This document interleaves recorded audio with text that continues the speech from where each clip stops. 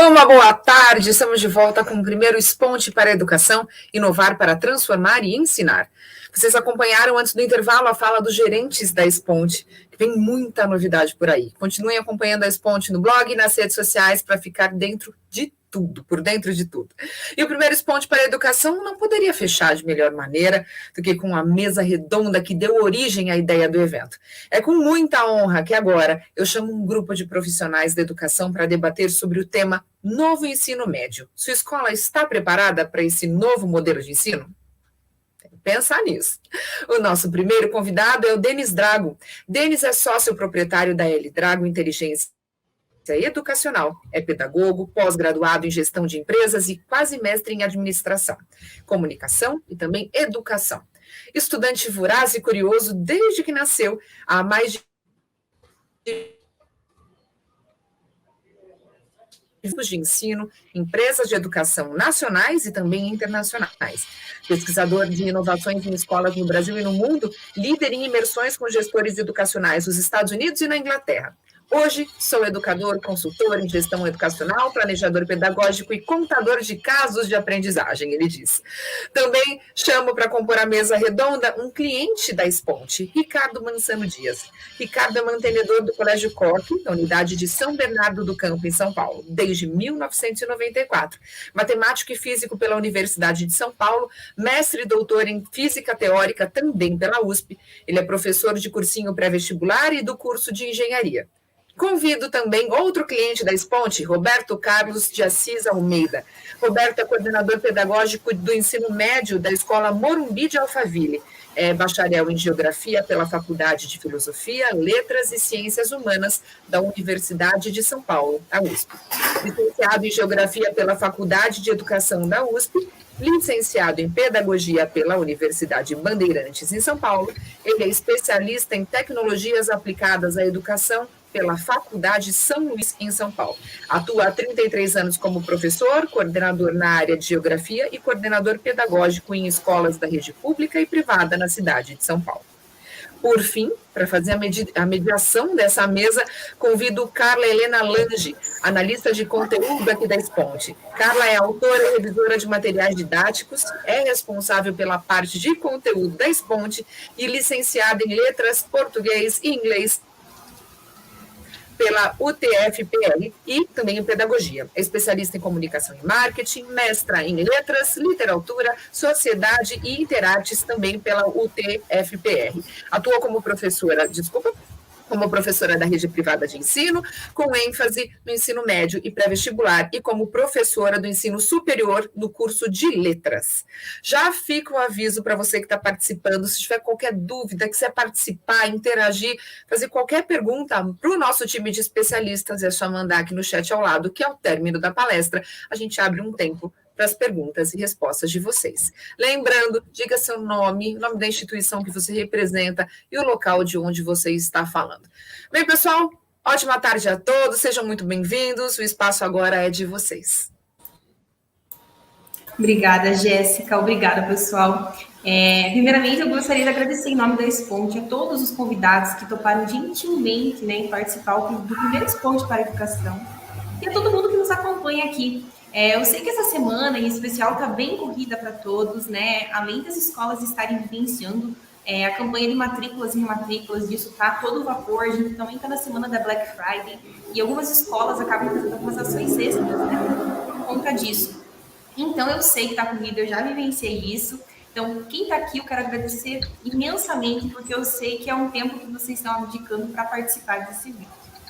A gente está vivendo, né, há algum tempo, um momento de mudanças em relação a várias coisas na educação, né, como vocês devem ter acompanhado nas palestras que a gente trouxe aqui no primeiro Exponte para a Educação, na abertura com o Juliano Costa, que trouxe toda uma questão histórica, né, comparando agora com a atualidade da valorização do professor.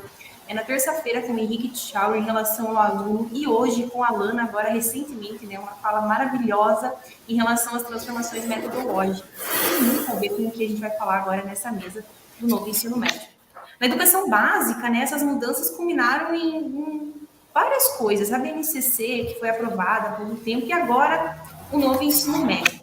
Para falar sobre isso, né, que a gente se reuniu nessa mesa redonda, que foi a partir dela que surgiu a ideia do evento. Era uma necessidade falar sobre isso, não só para a Esponte, mas para o nosso público. Mas eu só quero deixar claro que o foco da mesa aqui hoje é voltado para o ensino particular. A gente sabe que na rede pública, a questão do ensino médio, ela é um pouquinho mais complexa. Então, aqui hoje a gente vai manter o foco na rede privada de ensino. Mas, antes de passar a fala, né, para os nossos convidados, eu queria perguntar uma coisa para vocês que estão nos assistindo agora. Como que era o modelo de ensino de vocês? Como era o ensino médio de vocês? Como que foi essa experiência? Que palavra? Quando vocês pensam no ensino médio, da época em que vocês cursaram? Eu terminei no ensino médio em 2011, por exemplo. Mas vocês, quem está aqui nos acompanhando, o que vocês lembram do ensino médio? Uma palavra. Eu quero uma palavra que resume essa época, esse período, né, do ensino médio de vocês. Mandem aqui no chat que mais tarde, daqui um pouquinho, eu vou explicar um pouquinho dessa dinâmica. Agora, né, enquanto vocês comentam, eu gostaria de pedir para que os nossos convidados falassem brevemente sobre as instituições de ensino que eles representam, e o Denis, no caso, sobre a instituição que ele representa e o trabalho que eles desenvolvem. Quero começar com você, Denis. Conta para a gente um pouquinho do trabalho que se desenvolve nas escolas e como que isso agora, nesse momento em especial, que não começou esse ano, vale deixar claro, né? Como que isso está relacionado ao novo ensino médio? Bom, em primeiro lugar, eu agradeço aqui o convite da Esponte para poder participar. Sempre está muito bom participar e conversar um pouco sobre o novo ensino médio, que é um assunto que está dominando um pouco dos debates educacionais. Bom, eu trabalho com escolas e com ensino desde adolescente. Eu nunca trabalhei em outro mercado exclusivamente. Já fiz alguns trabalhos em algumas outras empresas, mas sempre em paralelo, trabalhando em escolas e em algumas outras empresas, especialmente quando eu era mais novo. E por já ter trabalhado dentro da escola durante muito tempo, eu comecei no administrativo e passando para lá e para cá, cheguei até professor, coordenador, diretor de escola, gestor de grupos educacionais. Aí nos últimos 10 anos para cá, eu me posiciono como na área de consultoria. Eu tenho uma empresa, a minha empresa trabalha com escolas privadas do Brasil, de diversas regiões, em processos de consultoria, em processos de marketing e desenvolvimento de projetos educacionais, tanto para escolas quanto para empresas de educação. Então, a gente está sendo bombardeado também por conta do novo ensino médio. Eu venho acompanhando esse processo há algum tempo, já fez parte de alguns estudos que a gente desenvolveu aqui dentro, e a gente começou isso muito antes da pandemia, fazer esses estudos. Acompanhei algumas dessas implementações também em redes públicas, principalmente quando aconteceu o processo de mudança da BNCC e como ele funciona, esse processo de mudança para essas escolas públicas e principalmente agora nas escolas privadas. Bom, então é mais ou menos esse o desafio que eu tenho por aqui, é ajudar a orientar as escolas e trabalhar junto com a gestão das escolas para que elas gerem melhores resultados com o menor custo possível. Acho que agora eu falei com uma questão que gera música no ouvido dos gestores, né? Muita gente pode fazer um novo ensino médio com baixo custo, atendendo legislação, entendendo a necessidade das famílias e assim vai. Nossa, bacana, Denis. O trabalho do Denis, gente, é maravilhoso. Para quem não conhece, né? Fica a dica, depois ele passa a rede social dele para vocês acompanharem também.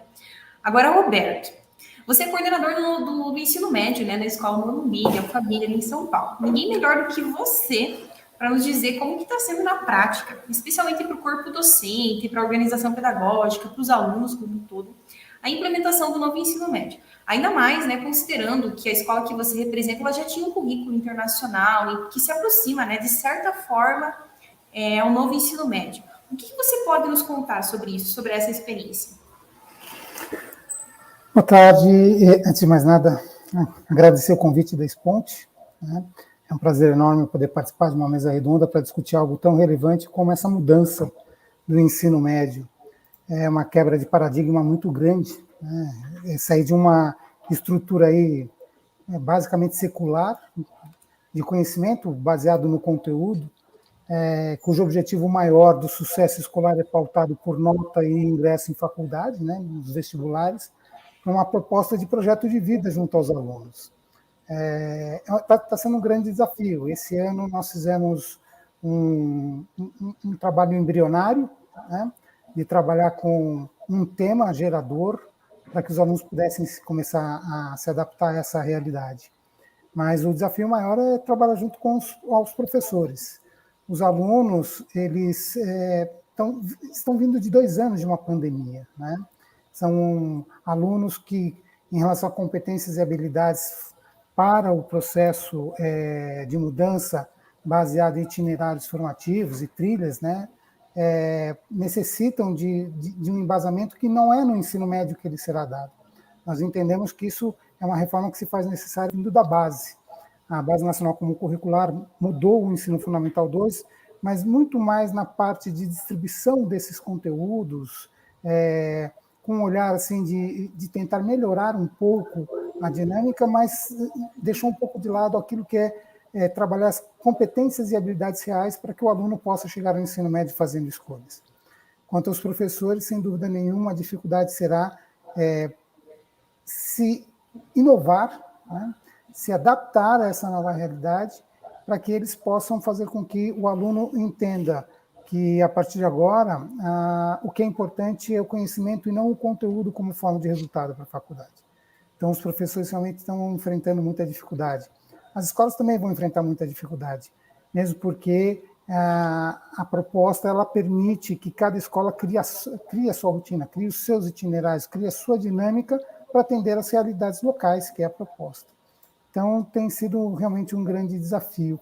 E, assim como o Denis falou agora há pouco, a questão maior será exatamente a questão financeira para pôr em prática algo em que, daqui a pouquinho, nós teremos um universo de itinerários para serem realizados pelos alunos. Tá? Então, é um momento muito importante, né? E essa mesa aqui vai contribuir, acho que, bastante para que aqueles que estão nos assistindo possam pensar um pouco nessa quebra de paradigma e de uma estrutura muito fechada, muito engessada para algo que é muito novo. Tá? Então, vai ser maravilhoso. Beleza, obrigada, Roberto. Você tocou em alguns pontos que a gente vai trabalhar ao longo dessa mesa, que são bem interessantes, né? A questão do projeto de vida, dos itinerários, né? Os professores, como que fica a questão deles.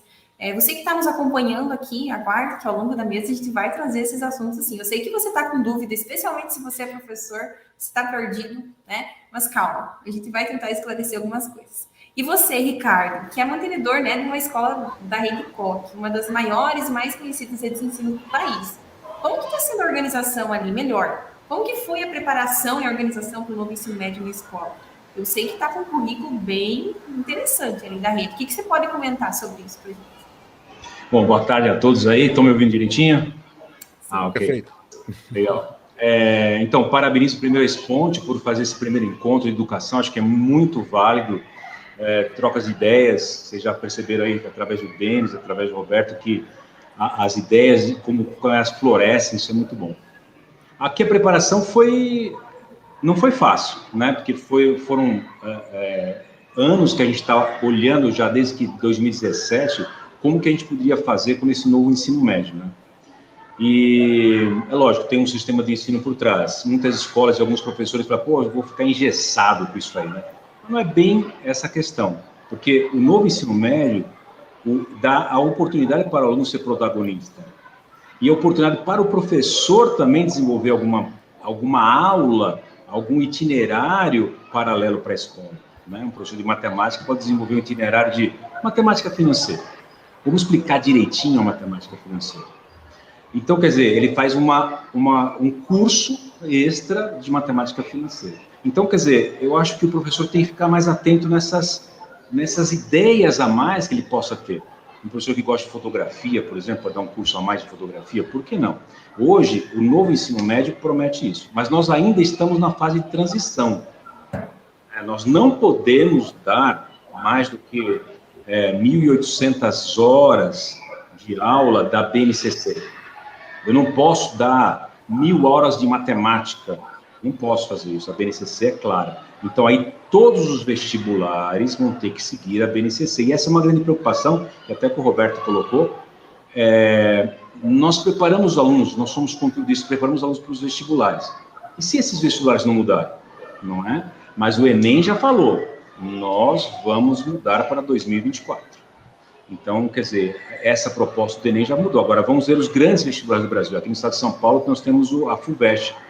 Fora o Enem, é o maior vestibular do Brasil. Se a FUVEST não mudar, como é que nós ficamos? Então, eles vão ter que mudar, né? Então, acho que é isso que é a nova proposta, os novos desafios. E enquanto o ensino médio está nessa fase de transição, nós vamos ter que nos adaptar. Por que eu falo transição?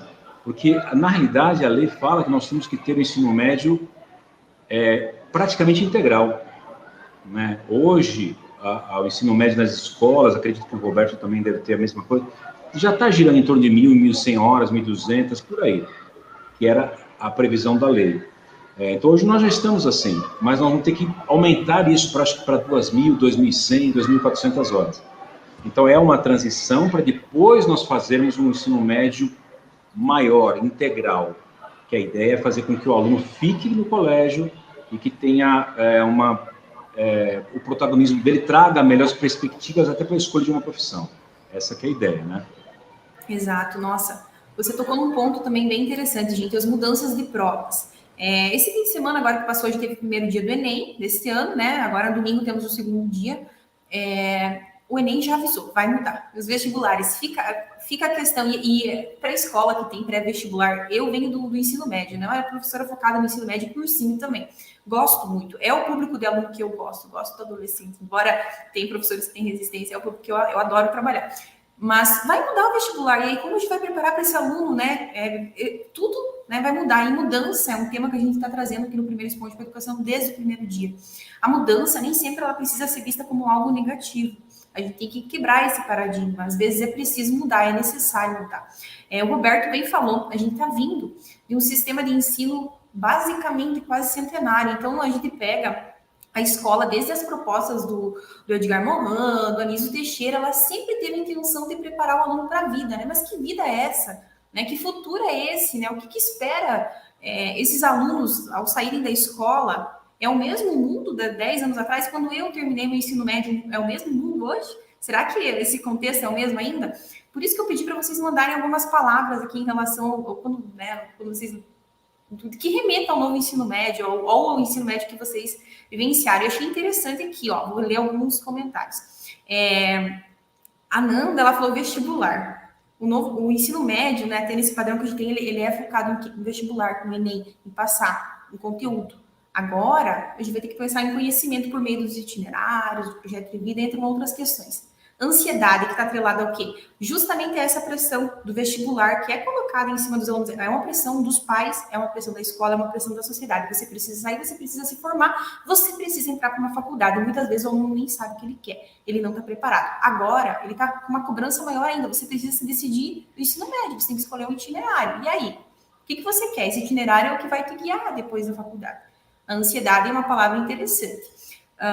Concorrência. A Gabriela comentou aqui concorrência. Concorrência também ligada ao quê? Ao vestibular, se for ver, né? O aluno, ele fica naquela ansiedade. Meu Deus, quando a gente pega um público de medicina, por exemplo, né? Os alunos que querem passar em medicina.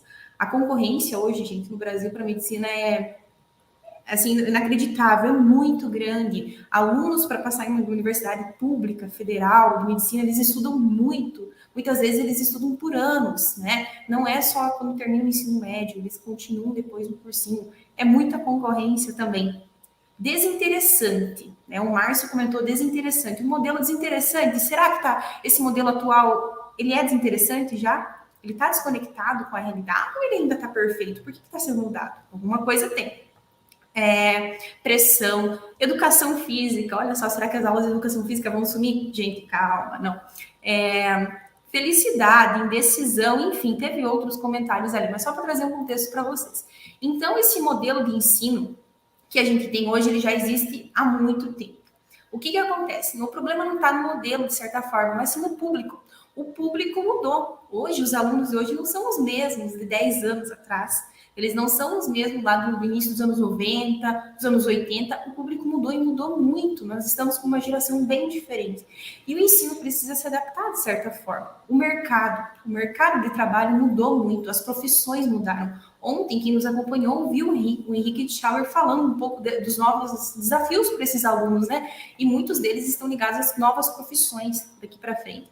Então, por isso, né, esse novo ensino médio, para dar esse contexto, ele começou lá em 2017, para quem está por fora, a lei foi aprovada em 2017. A obrigatoriedade inicia o ano que vem, mas, obviamente, como todos comentaram, é um período de transição. né? Pode haver alguma mudança, com certeza vai ter imprevistos que vão acontecer, que a gente vai sentir conforme for andando o currículo, né? É o primeiro momento, enfim, que está se adaptando. Em relação a isso, eu queria perguntar agora para o Denis, vou direcionar a pergunta para o Denis. Depois eu, né, passo para o Ricardo e para o Roberto. Queria que o Denis comentasse um pouquinho sobre isso. O que você acha dessa mudança, né? A educação, ela estava presa no modelo de ensino já há muito tempo, e agora a gente tem uma nova realidade. Que futuro é esse que está esperando o aluno ali? Né? O que a escola quer? O que o mercado quer? O que o mundo quer para um aluno quando ele sai do novo ensino médio para ingressar na faculdade? O que isso tem a ver com o novo ensino médio? É uma conexão que tem ou é uma desconexão que está tendo do ensino com o mundo do trabalho hoje? Você pode comentar um pouquinho sobre isso para a gente? Olha, muitas vezes eu tenho até algumas opiniões que são um pouco polêmicas no meio desse assunto. Acho que talvez porque eu tenha sido um aluno muito incompreendido enquanto eu era aluno do ensino médio. Na minha época era segundo grau, né? Quando eu fiz o meu primeiro vestibular em 1992, eu fiz o meu primeiro vestibular para engenharia. E eu morava no Rio de Janeiro e na época eu fui aprovado em vestibulares de universidades públicas. E eu decidi fazer engenharia civil na Universidade do Estado do Rio de Janeiro, porque era mais próximo da minha residência e eu já trabalhava à época. Depois de metade do curso da engenharia, eu entendi que eu não queria fazer engenharia, porque eu estava cansado de ser maltratado pelos professores. Eu era tão bem tratado pelos professores no ensino superior como eu fui no ensino médio, e eu pensei que houvesse uma mudança em cima disso. E eu fui fazer pedagogia. O meu irmão mais velho, ele estava cursando medicina na universidade pública, então vocês imaginam que eu quase fui queimado em praça pública pela minha família, né? Porque era o sonho, né? Você imagina, ter 2 filhos, um médico e um engenheiro. E eu fui fazer pedagogia e não me arrependo disso. De lá para cá, eu continuei estudando a pedagogia e processos de gestão, e assim vai, educação, sempre com foco na educação dos mais velhos, porque eu sempre enxerguei que existe uma cisão muito forte dentro do trabalho das escolas.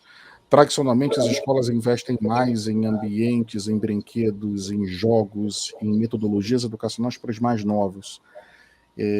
Tradicionalmente, quando esse aluno se torna mais velho, o tempo dele dentro da escola é convertido em sala de aula. E numa concepção em que a brincadeira, o jogo educacional, a forma de fala, a forma de expressão, ela seria limitada para esses alunos a partir de 12 anos de idade a apresentações de trabalhos com cartazes. O que não muda nada do que eu fiz dentro da minha época quando aluno, quando eu juntava 3, 4 para fazer um trabalho, ficava 2 fazendo cartaz, 2 namorando, e é isso aí. Ponto. Não muda muito do que acontece hoje, talvez num trabalho no PowerPoint e veja um cartaz com papel ao maço colado. Mas na prática era mais ou menos essa. E o que a gente consegue ver hoje, eu ainda consigo ver dentro de muitas escolas espalhadas pelo país, é uma cisão muito forte, né, dentro desse processo. Alunos a partir de 12 anos, 11, 12 anos, são proibidos a utilizar parques, não tem espaços adequados para eles dentro da escola, não tem tempo, simplesmente isso, tempo para poder conversar e ser amigos. É só isso. Ele não precisa, ele está clamando para a escola, para que a escola entregue para ele conexão e confiança. Eu entendo que estratégias que algumas escolas fazem, até fazem, talvez de forma inconsciente, mas que afastam essas amizades dentro desses alunos. E eu vou amarrar porque isso tem a ver com o ensino médio, tá bom? Só que eu vou pegar, ainda assim, para poder mergulhar, um ponto que para mim talvez seja um exemplo do que isso acontece. É um ícone. Fila de cantina. Para mim, fila de cantina na escola é uma aberração, porque você tem um recreio de 20 minutos, uma cantina com 300 crianças no recreio, com um caixa. E a criança passa 15 minutos na fila da cantina, ele não tem tempo de conversar, ele não tem tempo de brincar, ele não tem tempo quase de se alimentar. No meu ponto de vista, muitas vezes, mesmo que implícito, parece uma estratégia da escola para que essa criança não se movimente. Então, assim, eu deixo ela sentada dentro de sala porque ela incomoda pouco, ela está falando pouco, eu deixo ela fora de sala de aula dentro de uma fila e depois eu devolvo ela para aquela caixa fechada dentro de uma sala. Quando você provoca um novo ensino médio dessa forma com que ele foi construído, essa legislação ela é uma consequência do processo de mudança educacional desde o final da década de 1990, quando começou a se criar os conselhos municipais de educação, lá no início dos anos 2000 começou a se discutir o processo educacional dentro do Brasil, os municípios se organizaram, os estados se organizaram. Então, a legislação do ensino médio é uma consequência do desejo do processo educacional de mais de 5 mil municípios do país. Não é uma decisão canetada de um governo, ele é uma consequência do que a gente vem apontando. E o que saiu dentro dessa legislação do ensino médio é um grande, resumindo, pode tudo e, ao mesmo tempo, não sei o que pode. Então, a legislação cabe tudo dentro da legislação. Ela só diz de uma maneira muito clara que você tem que fazer de forma diferente do que você já fez até agora. Quando ela determina dentro da BNCC uma série de metodologias que as escolas precisam aplicar, sejam clubes, sejam investigações científicas, sejam trabalhos em conjunto com esses alunos, e ela diz claramente que tem que ser dessa forma, o que ela está dizendo para você é, por favor, tira o professor do processo somente de fala e o aluno somente de escuta e faça com que ele participe de fato da história. Quando o governo publica o parecer 1432, onde ali dentro, a portaria, perdão, 1432, onde ali dentro ela determina as áreas de conhecimento, o que acontece nos eixos estruturantes, determina a metodologia do que acontece ali dentro, o que ela está dizendo para a escola é: você precisa isolar dentro de uma formação geral básica o mínimo necessário dentro dessas 1.200 horas, mas você tem que dar luz a essa formação geral básica em um processo de educação que fuja desse do expositivo em primeiro ponto. Então, sob esse ponto de vista, quando a gente está olhando para frente, a gente está olhando o que a gente recebe hoje dentro da nossa empresa. Eu, dentro de uma empresa de consultoria que contrata profissionais de trabalho, as gestoras das escolas que contratam professores, e outros profissionais administrativos. Nós já não contratamos os mesmos profissionais que a gente contratava 20 anos atrás. E não contrataremos daqui a 5 anos os mesmos que a gente contrata hoje. Só que, de fato, as escolas vendem o futuro.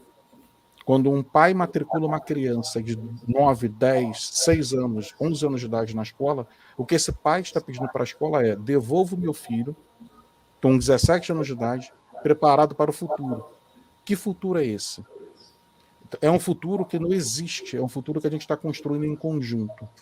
Dentro desse processo, não é uma futurologia, mas dentro desse processo e dentro dessa linha de pensamento, a escola precisa ter dentro do seu planejamento estratégico algumas ações conectadas. E aí eu começo a amarrar, a fundelar a resposta. Tá? Ações conectadas para poder entender qual é a necessidade do seu público-alvo, porque as escolas podem ser vizinhas de parede, mas têm públicos diferentes, por isso que elas existem, né?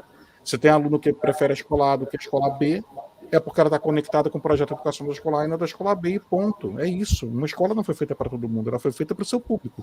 Então, essa escola tem que entender o que o seu público quer, o seu desejo, tem que entender também o que ela quer, como valores institucionais, como sua missão de trabalho, entender o potencial de trabalho dos seus professores e apontar um futuro para aquelas famílias de uma forma consistente. Dentro desse novo ensino médio, o que a gente entende como tendência é que terão claramente escolas separadas em três categorias básicas no ensino médio. É o que nós estamos estudando para o futuro. Categoria número 1, escolas especialistas. Você citou, Carla, falando sobre a medicina. Não duvido que você tenha escolas que trabalham no ensino médio com foco em medicina e ponto. Mesmo que a escola precise diminuir de 3 turmas de ensino médio para 1 de cada. E acabou a história, mas você é especialista na medicina. Ela vai dar luz a todo o processo de formação geral básica, a medicina, porque vai ser especializado dentro do próximo Enem, que aponta o Enem separado em 2 dias. Onde no primeiro dia eu trabalho a formação geral básica, e no segundo dia eu trabalho a área da especialidade que a gente vai trabalhar dentro do ensino superior. É isso que se aponta para o novo ensino médio.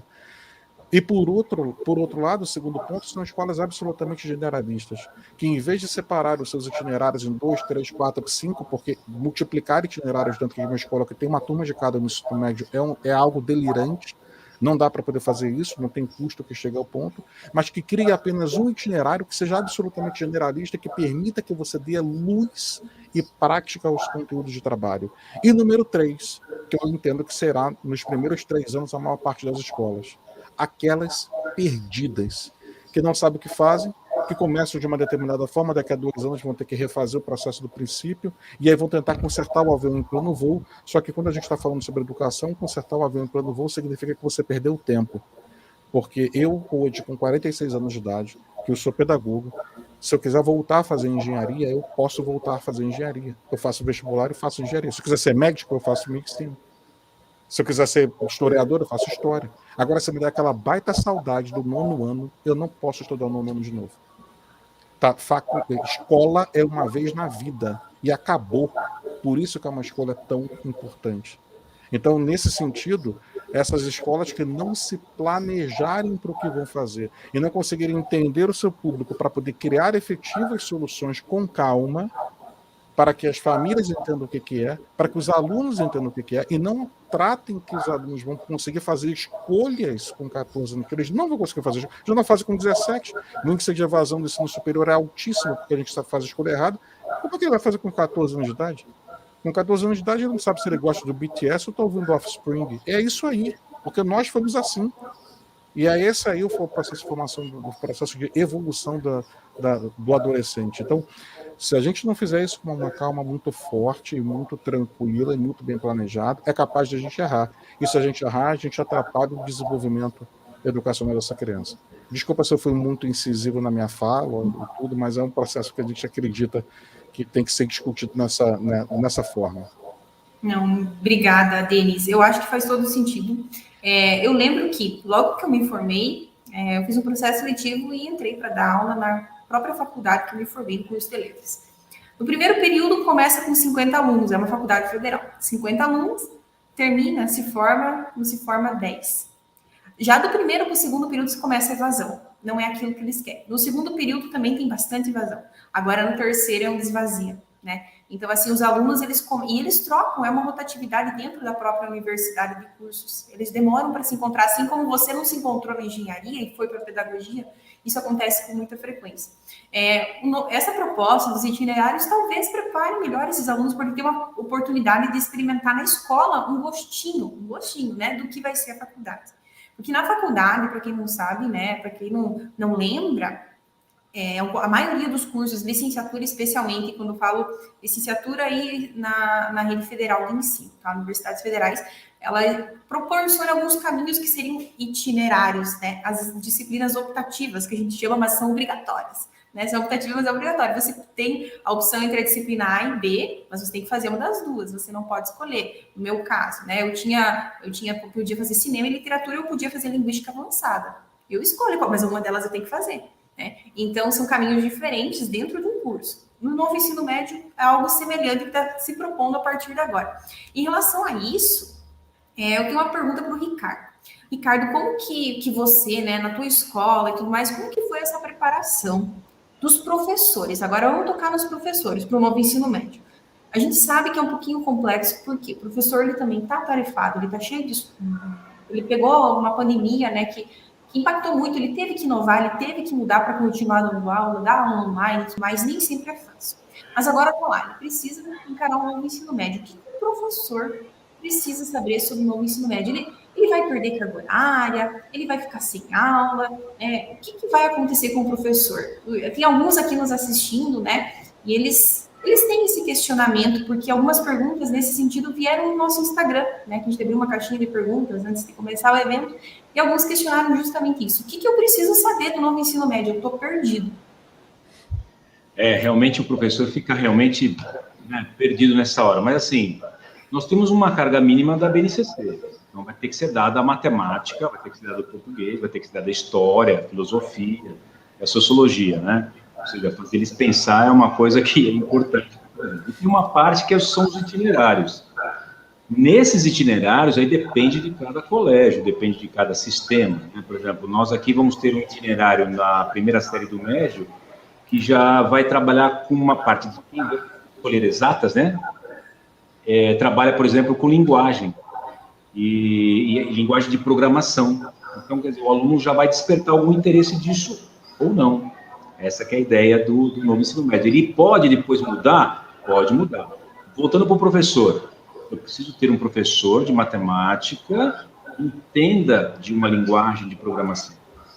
Então, os professores, eles têm que sim eles têm que se atualizar também.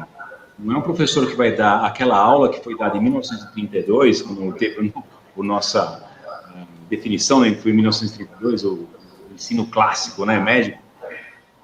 Não é a mesma aula, embora as carteiras sejam iguais, a lousa, né, estamos mudando, mas assim, tem que mudar porque o aluno mudou. Então, o que ele quer? Então, nós vamos dar a linguagem Python para eles. Então, essa linguagem, você sabe? Não, então vamos estudar. Eu já sei, o professor fala, então você que vai dar essa linha. E assim por diante.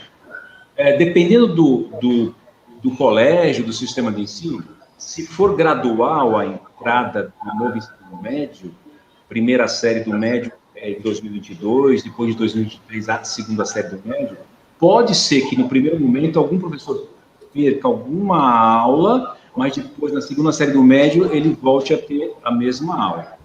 Se a escola colocar já nos 2 ou 3 anos, né, no ensino médio, esse professor praticamente não vai perder a aula. Agora, não vai ter aula sobre triângulo equilátero para todo mundo. Não vai ter aula de história de Segunda Guerra Mundial para todo mundo. Então, o professor precisa se atualizar, porque os jovens estão atualizados, eles não aguentam mais ficar assim na sala de aula, o professor fazendo blá, blá, blá. Precisa disso, essa inteligência educacional que o Denis fala agora, ela é importante para o aluno, né, não ficar cansado da aula, né? E, novamente, eu vou falar do protagonismo, né? Ele precisa já dar as pitadinhas e escolher. O próprio Denis falou, entrei na engenharia, falei, não quero tomar porrada dos professores, estou apanhando muito, vou fazer pedagogia. E vários pais de alunos aqui, a menina estava no terceiro ano de medicina, não é isso que eu quero fazer engenharia. Oi? E agora, o que eu faço? Vários pais falam para mim. Não é que não vai existir mais isso, existirá sim. Nós tentamos fazer com nós, que eu digo, o novo ensino médio, tenta fazer com, né, tentar já do ensino médio fazer. A própria federal do ABC aqui, engenharia, os 2 primeiros anos é generalista. Só depois que o aluno escolhe na engenharia, qual a engenharia que ele quer. É de produção, é civil, Então você vê que é difícil escolher uma profissão. Então vamos desde cedo, que alguns pais podem até comentar, não é muito cedo com 14 anos de idade. Não, ele pode mudar durante o curso, são 3 anos, aqui no COC, a cada 6 meses ele pode mudar de itinerário. Comecei com exatas, não gostei do tal do Python, fui para humanas porque está estudando a globalização, conflitos mundiais. Eu saí da globalização, não gostei, eu quero na biológicas porque tem o CSI lá, vai ter investigação científica. Então o aluno pode ir para uma área e para outra, né? Isso é importante para ele se testando, ele vai se testando. E isso que é importante, para a gente não deixar muito generalista e, de novo, com aqueles conteúdos e mais conteúdos e mais conteúdos que vocês estão cansados de saber que é demais, né? Matemática, eu estou falando muito de matemática, vou falar em física porque isso é minha área, mas, poxa, na hora que a gente dá matrizes claras e propriedades determinando, 3 meses dando isso aí. A pergunta é, para quê? Aonde que vai seguir? O novo ensino médio, ele quer mostrar também o porquê de cada coisa. Isso é um exagero. Nós estudamos muito mais história geral, nós estamos estudando muito mais o Império Carolígio do que a história do Brasil. Pode ser culpa de alguns professores que não valorizam tanto a história brasileira? Pode ser, mas tem alguma coisa errada. Então, vamos tentar consertar, né? Eu acho que o novo ensino médio, a tendência é essa, deixar mais atrativo para o aluno, a formação de aluno mais um ser pensante, né? E para o professor também. O professor não vai perder aula, ele tem que se atualizar em algumas frentes, né? Mas perder aula não vai. Obrigada, Ricardo. Então, gente, podem ficar tranquilos. A questão das aulas são mantidas, mas isso de se atualizar, de inovar, não é algo só do novo ensino médio, isso é constante, isso vale para a educação infantil, isso vale para o ensino fundamental 1 e 2, né? Então, a mudança, a inovação, ela é constante e ela precisa também partir do professor. A escola, ela está lá, ela é um local de aprendizado, mas eu, como professora dentro da minha área, eu também tenho que buscar me atualizar. Eu dou a disciplina de redação, né? Na redação você tem que estar por dentro de tudo. Eu tenho que trabalhar com geografia, eu tenho que trabalhar com história. Em algum momento eu vou ter que puxar matemática, porque vai que cai matemática de gestão financeira, educação financeira em uma prova. Então tem que ter essa conexão, né? Eu gosto muito de falar disso, porque redação já tem essa conexão entre as áreas e o professor precisa saber, ele precisa saber linkar, dominar, se inovar. Eu não entendo de financeiro, mas eu tenho que saber preparar uma aula, eu tenho que saber dar uma aula para o meu aluno disso, eu tenho que estudar, eu tenho que ir atrás disso, porque o mercado hoje pede. A mesma coisa é linguagens, né? Olha quanto a comunicação evoluiu nesse, né, meio tempo de pandemia online. O que vende hoje é quase tudo online. As lojas estão indo para online. E o que vende? É a maneira como você escreve aquele anúncio, tem a ver com um jogo de SEO ali, uma coisa com algoritmo e tudo mais. Mas isso, entende? Liga tudo com a linguagem, tem a ver com a escrita, eu tenho que preparar meu aluno para saber escrever assim também, porque o mundo mudou, ele se escreve assim, não é mais aquela redação só fechada, né? Aquele modelo Enem, a gente fala, né? A redação do Enem virou até quase um gênero textual, a redação Enem, porque ela difere, é tão diferente, exclusiva, assim, em algumas questões, que é a redação do Enem, quase um gênero textual. Mas, enfim, em relação a isso dos professores, todos os palestrantes que passaram por aqui trouxeram esse ponto. A inovação, ela é precisa, ela é constante. Tem que partir do professor também. Não dá para ficar preso no que a gente ensinava há um tempo atrás. Tem que inovar. E agora, uma questão interessante é que a Lana trouxe isso na fala dela anteriormente, são as metodologias ativas. Chegou o momento de também inverter um pouco, né? O professor ele não vai sair da sala de aula, ele sempre vai estar ali, é preciso dele. Mas chegou a hora de dar um momento para o aluno falar. É muito mais escutar o aluno do que falar. Talvez está na hora do professor inverter um pouquinho os papéis, passar a escutar esse aluno, porque o aluno ele gosta de ser escutado. Dar esse protagonismo para ele, instigar ele a fazer pesquisa, ir para o lado científico. Mas para isso o professor também precisa dominar a parte de pesquisa, né? Ele também tem que entender isso. Então, é uma questão de formação que sim, precisa ser corrigida, que precisa se manter em constante atualização. Agora, para o Roberto. Roberto, você, né, você é coordenador, você também é professor. Eu queria que você esclarecesse para a gente qual é a diferença entre itinerário formativo e projeto de vida. Essa é uma pergunta que veio do nosso Instagram, né? O pessoal, quando a gente abriu a caixinha de perguntas, eles mandaram lá. Eles estão em dúvidas. Algumas escolas colocaram o projeto de vida como matéria, como disciplina. Os itinerários são disciplinas e tudo mais. O que você entende? De maneira clara, qual é a diferença entre itinerário e projeto de vida? Carla, assim, é uma coisa muito difícil, né? Pela questão da inovação e pelo que diz até a própria estrutura da Base Nacional, né, da reforma da educação, fala muito em relação à questão de projeto de vida. A ideia da reforma da educação é inserir o aluno dentro de um contexto chamado projeto de vida. Mas como o Denis mesmo comentou, ele prestou vestibular, foi fazer engenharia e no meio do caminho mudou de ideia. Qual era o projeto de vida dele na escola, né? Quando ele estava sentado lá bonitinho, no segundo grau, como ele falou, né, ele estava enfrentando desafios. Então, ele recebeu uma quantidade gigantesca de informações que ele sabia que teria que utilizar para prestar um vestibular e ingressar numa faculdade que seria o projeto de vida dele. Ou seja, o projeto de vida do aluno até esse momento é prestar um vestibular, entrar numa faculdade para fazer um curso para qual ele vai seguir o resto da vida dele, né? Ou não, né? É corajoso aquele que chega no terceiro ano de medicina e fala assim, olha, não é isso que eu quero, né? Eu tenho pessoas da minha fase de aluno que no terceiro ano de faculdade, faltando um para se formar, falando não é nada disso que eu quero, abandonou, foi fazer outra coisa, né? E isso mostra que a questão do projeto de vida, do jeito que ele é visto hoje, é o que eu serei no futuro, né? A partir de agora, eu entendo que a questão do itinerário formativo, ele é um conjunto de conhecimentos dos mais variados segmentos, em que o aluno vai experimentar, como disse o Ricardo, né, num determinado momento, e dentro dessa experimentação, ele vai poder dizer o seguinte, o meu projeto de vida será esta área de conhecimento. Não é especificar uma carreira, né? Não é falar assim, olha, eu serei advogado. Pelo contrário, é poder criar dentro dos itinerários das áreas de ciências humanas um cabedal de conhecimento que permita ele, lá na frente, falar assim, eu quero fazer direito, eu vou seguir a área de administração, eu vou seguir a área de história, a área de geografia, ou seja, não é um projeto de vida para a profissão, é um projeto de vida para a vida como um todo. É isso que nós estamos encarando. Aqui na escola nós estamos discutindo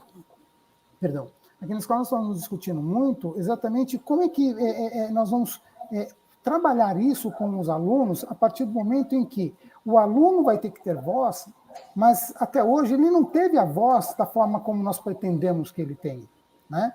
Até isso nós vamos ter que trabalhar, até isso tem que ser talvez um itinerário para que ele saiba se posicionar diante de um mundo em que ele será protagonista.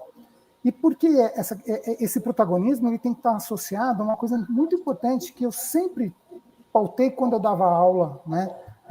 Que era o seguinte: o conhecimento que eu transmito, e eu estou falando conhecimento e não conteúdo, porque o conteúdo é só ele por si mesmo. Então, um livro didático, ele tem conteúdo, e uma criança, um adolescente, se pegar esse livro e ficar lendo, ele vai ter o conteúdo, mas talvez ele não tenha o conhecimento.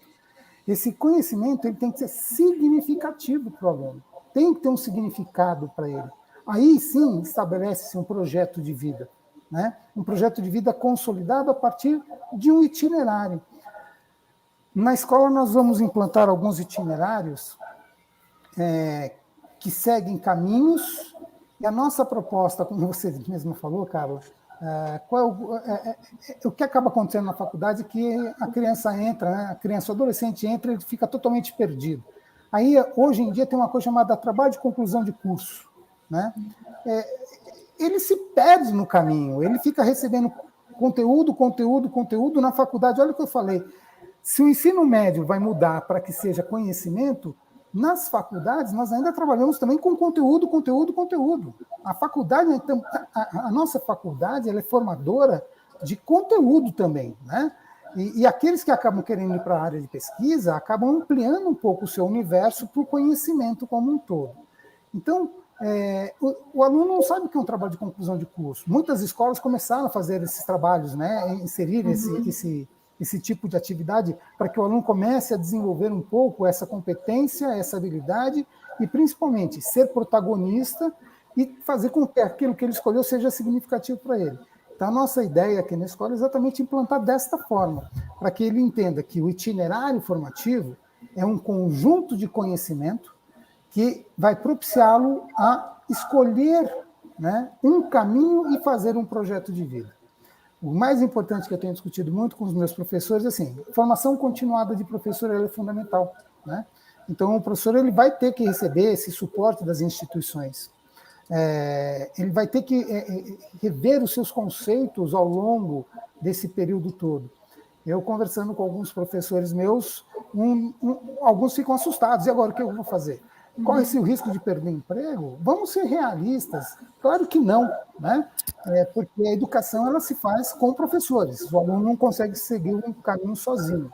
Mas, ao mesmo tempo, se faz necessário uma mudança de percepção do professor diante da transmissão desse conhecimento.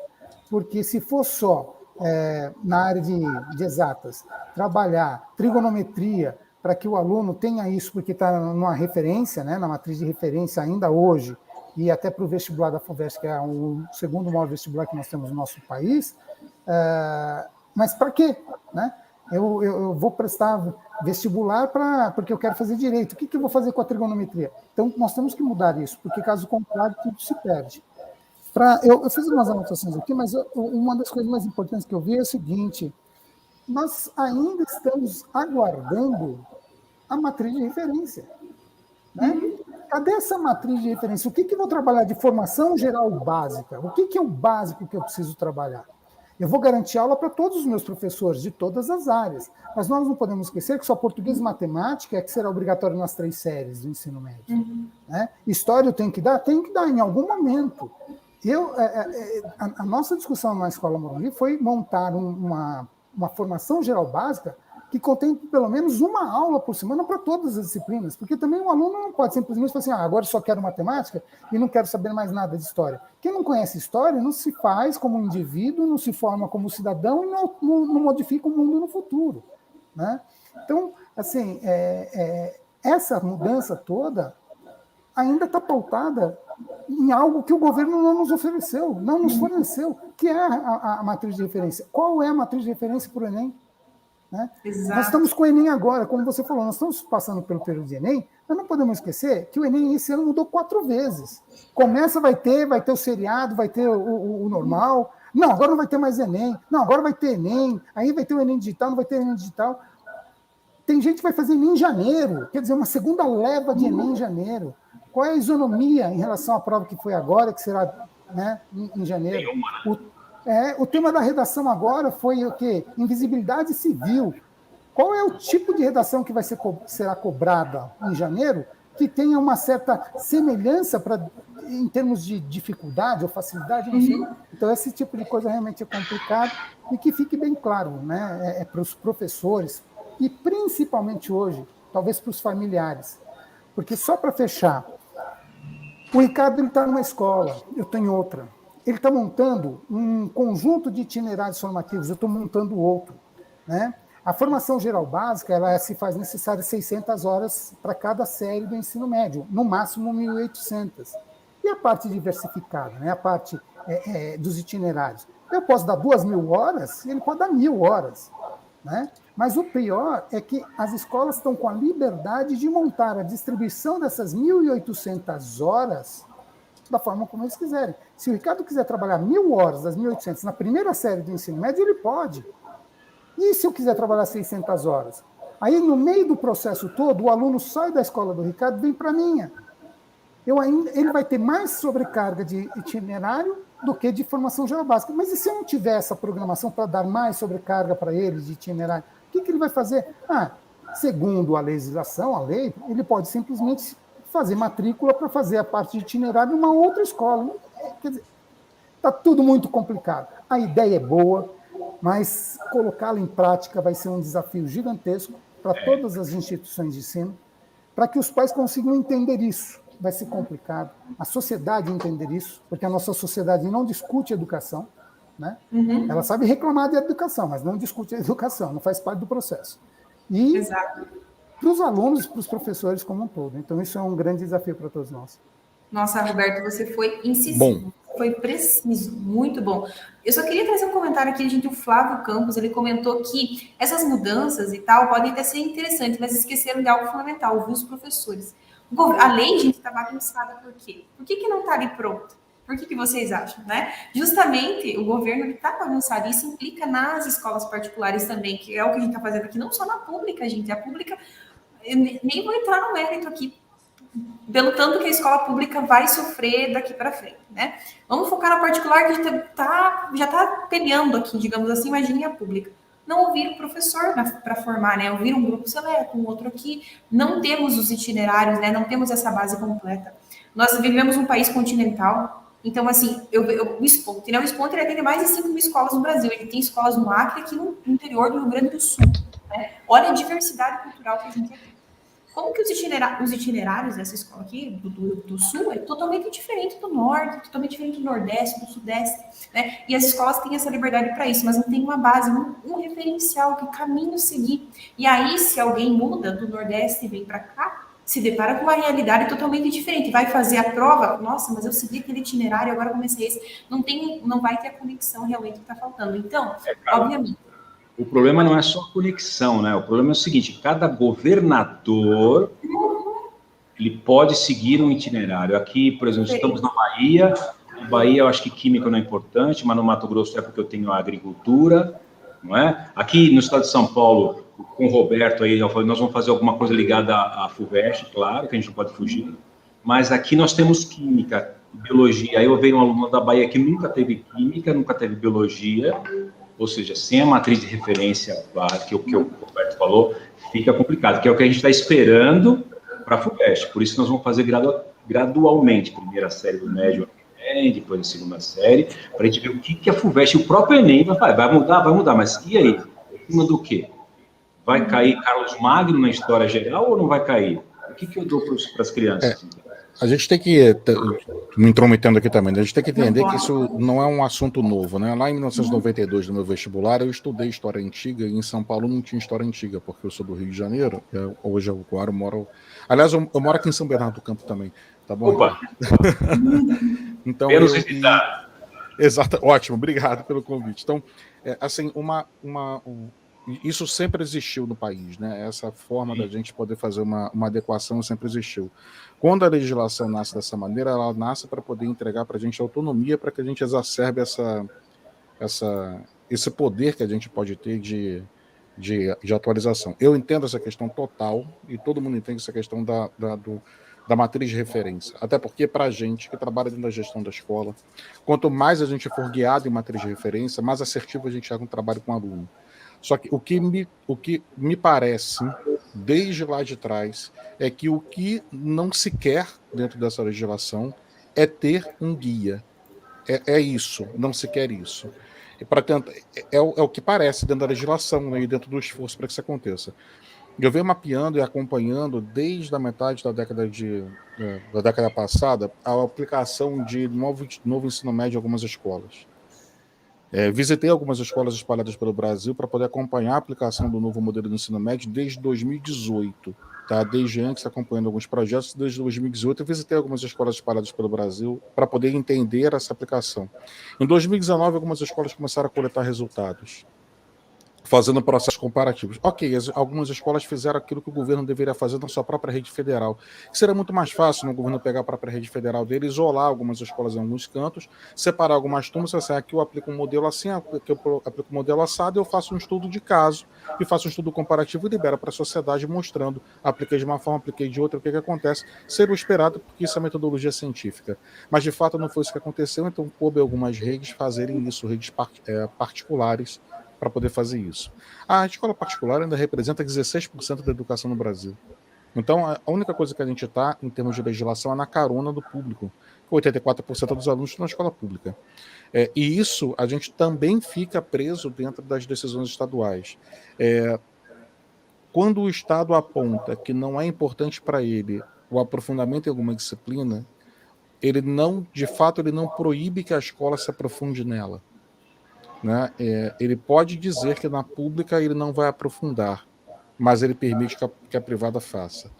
E os estados estão fazendo algumas regulamentações até um pouco malucas dentro desse processo. Quem é do Paraná, que está escutando a gente, pode perceber que o Conselho do Estado do Paraná mudou o código das habilidades da BNCC do médio. Os códigos lá têm numerações diferentes em alguns casos, porque foram separadas algumas questões. Isso vai gerar problemas futuros na saída do aluno, porque numa transferência do aluno do Paraná para cá, como é que você vai emitir um certificado? Me explica um histórico, como é que ele vai ser. Você vai ter que emitir histórico por habilidades, não tem jeito, você vai ter que setar habilidades dentro do histórico, para você poder apontar para outra instituição que habilidades ele não trabalhou.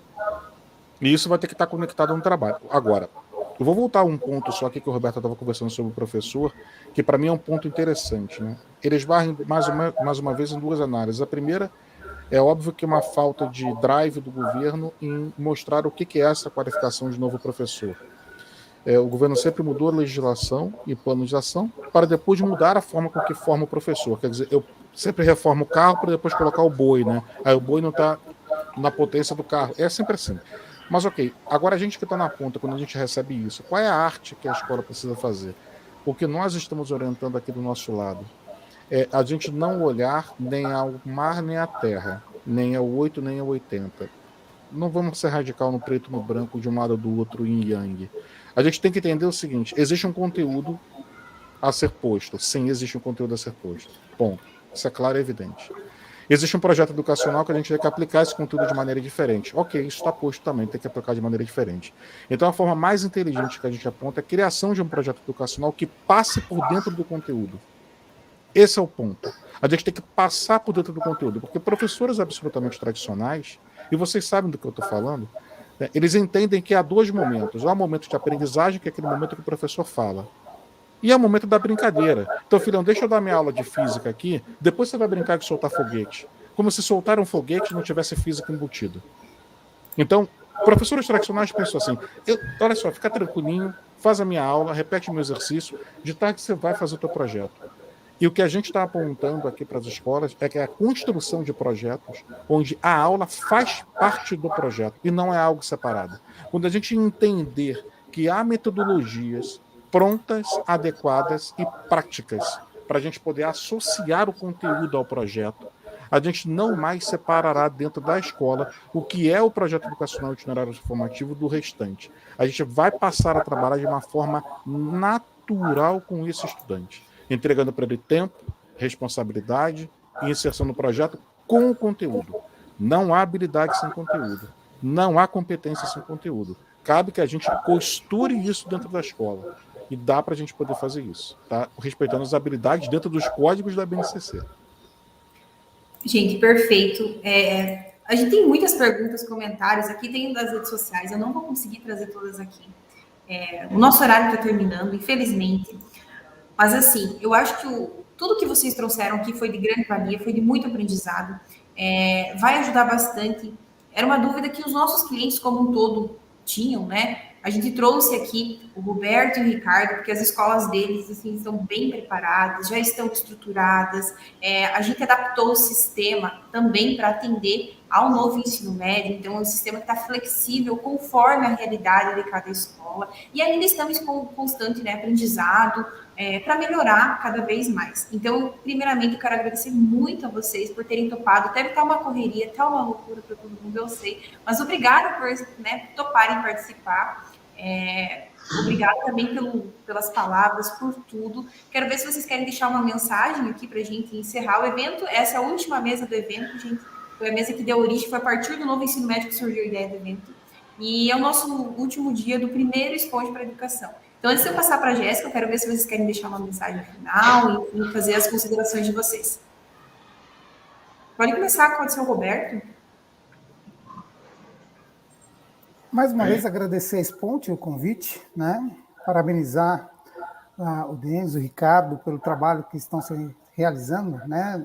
Isso é fundamental. E, assim, acreditar na educação. A única forma de mudar um país em relação a tudo aquilo que ele sofre, principalmente o nosso país, que é tão grandioso, um país tão rico de tudo, recursos naturais, de povo. Não existe um povo como o nosso e padece muitas coisas porque falta uma seriedade na educação. Então, assim, acreditar que é um grande desafio e que nós vamos seguir em frente, vamos fazer com que se possa fazer uma limonada com esse monte de limãozinho que está na nossa mão nesse momento. Tá? Então, obrigado. Bom final de ano para todos aí. Vamos em frente com a educação. Obrigada, Ricardo. É isso aí. A gente tem que acreditar, né? Tem que acreditar no jovem, tem que acreditar na boa-fé de quem pensou nesse novo ensino médio. Eu acho que tem infelizmente, temos pouco tempo, né, Denis e Roberto, para a gente poder até tirar mais dúvidas. Eu fico à disposição. Se vocês quiserem mandar depois as dúvidas para mim, eu respondo, a gente grava, uma outra oportunidade também, fazemos uma outra mesa, porque eu sei que tem bastantes dúvidas, né, que irão surgir. A apreensão, a ansiedade de professor, mantenedor, coordenador, a parte pedagógica, mas eu acho que dá para acreditar, né? Vamos acreditar e vamos tentar fazer o melhor, né? Acredito que o Roberto também, né? Então aí todo mundo pensando, né, Denis, fazer a melhor escolha para os alunos serem realmente o protagonista e não fingir que o novo ensino médio você tem o itinerário de história geral ou de história do Brasil, não é isso. Então, né? Então nós temos que pensar nisso nas crianças. Eu acho que vai dar tudo certo. Boa sorte aí. Obrigada, Denis. Olha, obrigado, agradeço mais uma vez as pontes pelo convite, agradeço também a participação de todo mundo. Eu estou pronto também para poder ajudar a responder algumas perguntas. Fica mais fácil me encontrar. Meu nome não é muito simples. Denis Drago no Google, vai achar. Eu e um boxeador russo. Então é só não escrever. Se não escrever em russo, vai me achar. Então, não tenha dúvida. Então, não tem problema, vocês me encontram, podem fazer as perguntas que precisarem, a gente está pronto aqui para poder conversar, bater papo. Esse é um tema que ainda tem muita coisa para a gente poder errar, muita coisa para a gente ajustar e muita coisa para acertar. A responsabilidade que eu deixo como recado, concordo com todos que estão participando e dizendo, é que a nossa preocupação, e se estamos aqui preocupados, significa que nós estamos comprometidos. E comprometidos com o futuro desse estudante. Cada dia que passa e que a gente erra com ele, significa um ponto a menos para ele no futuro, na sua vida pessoal e profissional como cidadão. Então, se a gente está preocupado, já é um bom caminho. E vai dar certo sim. Vamos lá. Obrigado. Vai dar. Estamos esperançosos. Muito obrigado, pessoal. Quantas dúvidas, gente? Eu vou entrar em contato com os participantes aqui. A gente grava, a gente vai organizar alguma coisa, disponibilizamos no Instagram, mandamos por e-mail para vocês. Fiquem tranquilos. A gravação também vai ser disponibilizada, não se preocupe. Em breve a gente entra em contato por e-mail e tudo mais. E, por fim, mais uma vez, muito obrigado a todos, gente, que acompanharam nós nesses 3 dias de evento. Foi um desafio para a Esponte, foi o primeiro evento que a gente fez, né, ao longo dessa jornada da empresa. E agora eu passo para a Jéssica. E muito obrigada a todos mais uma vez e até breve. Perfeito. Obrigada, Carla, Denis, Ricardo, Roberto e a todos que participaram. Obrigada, foi ótima